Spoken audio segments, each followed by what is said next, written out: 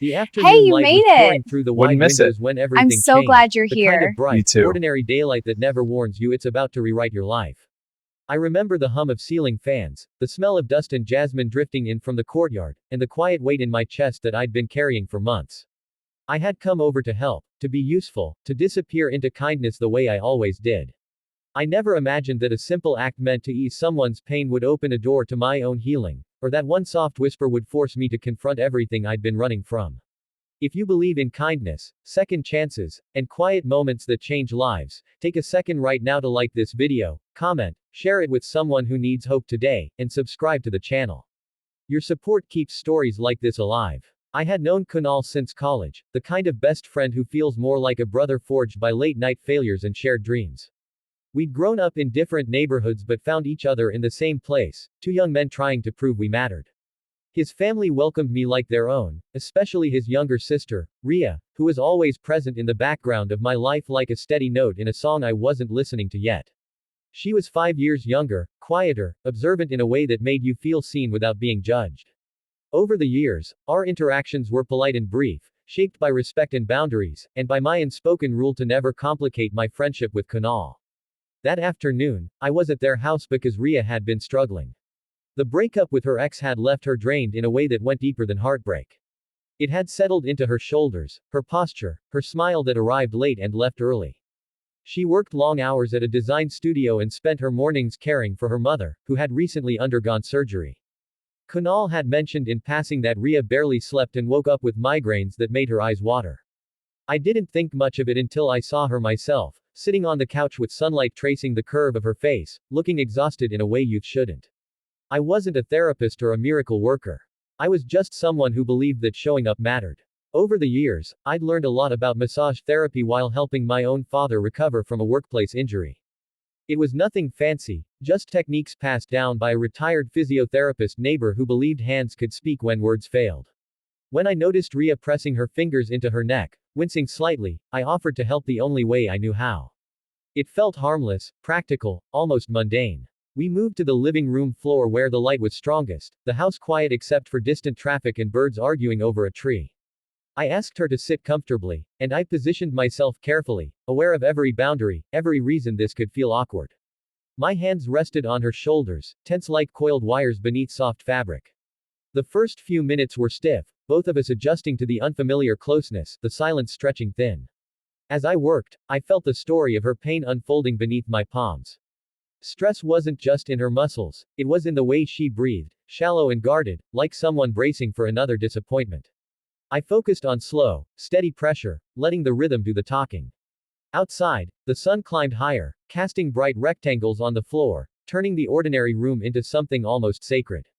Time slowed, and with it, the walls she carried began to soften.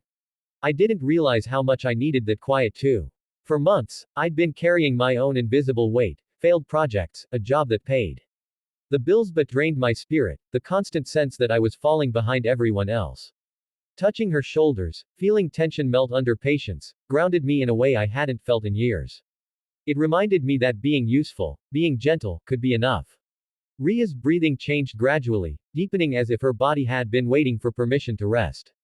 Her head tilted slightly, trusting the support behind her, and in that moment, I understood how starved people can be for simple care. Not grand gestures, not dramatic rescues, just presence without expectation.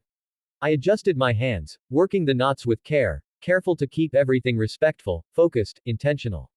That was when she whispered it, barely louder than the rustle of leaves outside, words that weren't meant to stir anything but somehow did. She said I was better than her ex, not in a comparative, triumphant way, but in a tired, relieved acknowledgement that kindness existed without conditions. The sentence hung in the air, fragile and honest, and it landed somewhere deep in my chest. I froze for half a second, not because of shock, but because I understood the weight behind what she meant. Her ex hadn't been cruel in obvious ways, he'd been absent, dismissive, the kind of man who turned pain into an inconvenience. Her whisper wasn't an invitation, it was a release. A recognition that care didn't have to hurt. I continued, steadying my breath, reminding myself why I was there. The challenge wasn't temptation, it was restraint. It was choosing to honor trust over ego, to be the man who didn't take advantage of vulnerability, who didn't blur lines just because he could. Every instinct told me this moment mattered, that how I handled it would define not just my relationship with Ria, but my respect for myself. As the massage ended, daylight had shifted, the sun now softer, warmer.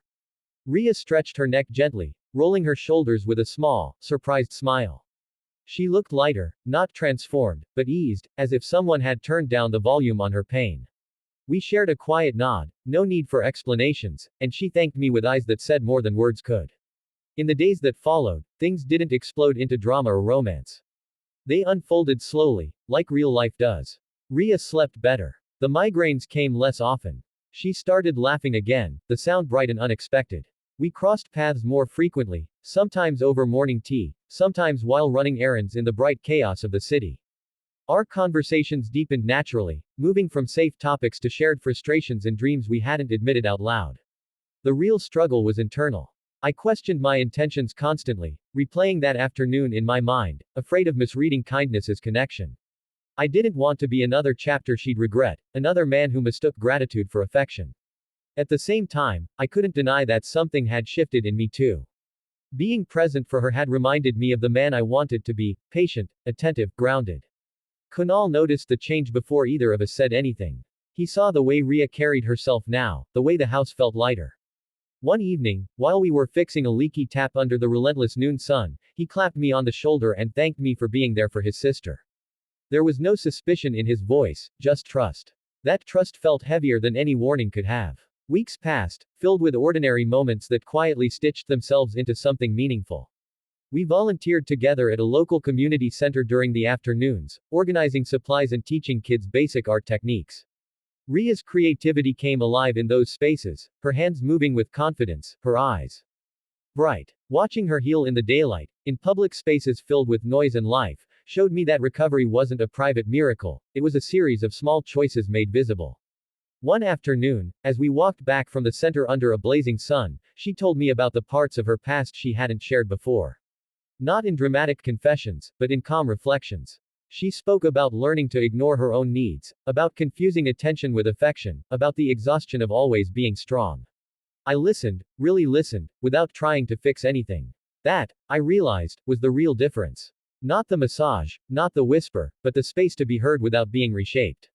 I faced my own reckoning too. Inspired by those quiet afternoons, I finally confronted my stagnant career, enrolling in a certification program that aligned with the skills I'd been using instinctively for years.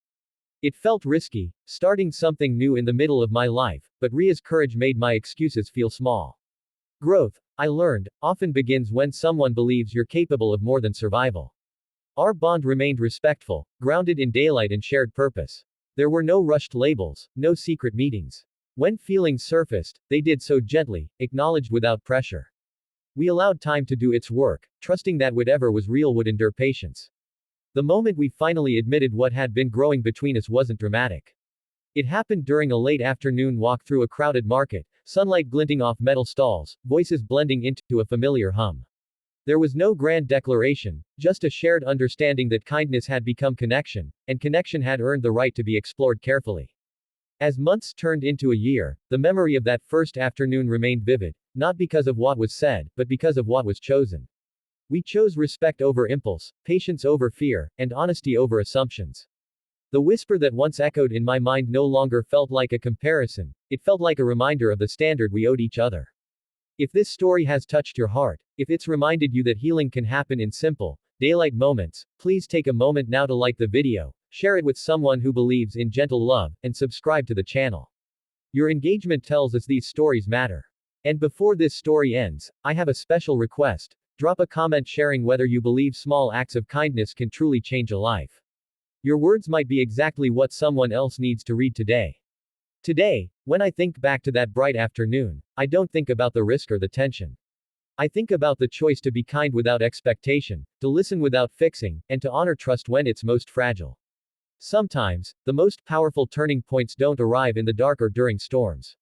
Sometimes, they happen in broad daylight, quietly, when you decide to show up with open hands and an honest heart.